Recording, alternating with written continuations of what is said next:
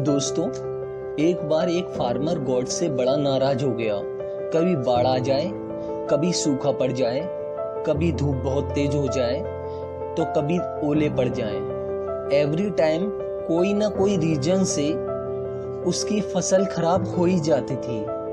एक दिन बहुत फ्रस्ट्रेट होकर उसने गॉड से कहा, देखिए माय लॉर्ड, आप गॉड हैं, बट रियलाइज होता है कि आपको फार्मिंग की कोई खास नॉलेज नहीं है। मैं आपसे प्रे करता हूँ कि एक साल मुझे चांस दीजिए, जैसा मैं चाहूँ वैसा वेदर हो जाए, फिर आप देखना मैं कैसे अन्न के भंडार भर दूंगा। गॉड ने एक स्माइल दी और कहा, ऑल राइट, जैसा तुम कहोगे वैसा ही वेदर दूंगा और कोई इंटरफेयर भी नहीं करूंगा।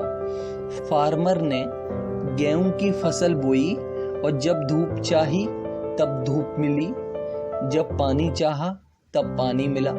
तेज धूप, ओले, बाढ़, आंधी तो उसने आने ही नहीं दी।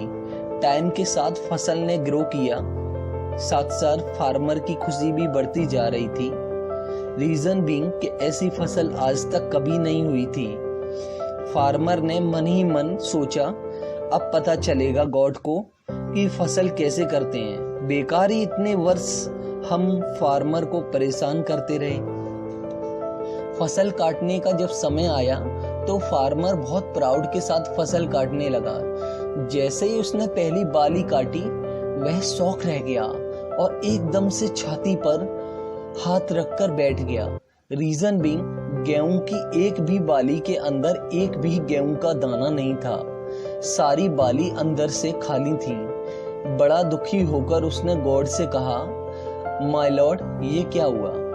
गॉड ने कहा, ये तो होना ही था। तुमने पौधों को स्ट्रगल का जरा सा भी चांस नहीं दिया, ना तेज धूप में उनको तपने दिया, ना आंधी ओलों को फेस करने दिया और ना उनको किसी प्रकार की चैलेंजेस का रियलाइज होने दिया। इसलिए सभी पौधे खोखले रह गए। जब आंधी आती है, तेज बारिश होती है, ओले गिरते हैं, तब पौधा अपने फोर्स पर ही खड़ा रहता है। वो अपना अस्तित्व बचाने के लिए स्ट्रगल करता रहता है और इस स्ट्रगल से जो फोर्स पैदा होता है वही उसे पावर देता है, एनर्जी देता है, उसकी जीवटता को उभारता है।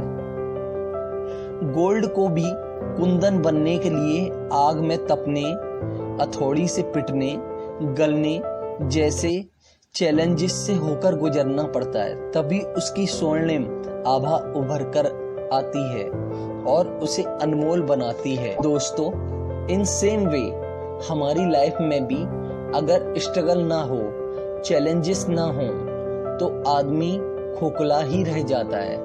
उसके अंदर कोई भी क्वालिटी डेवलप नहीं हो पाती है।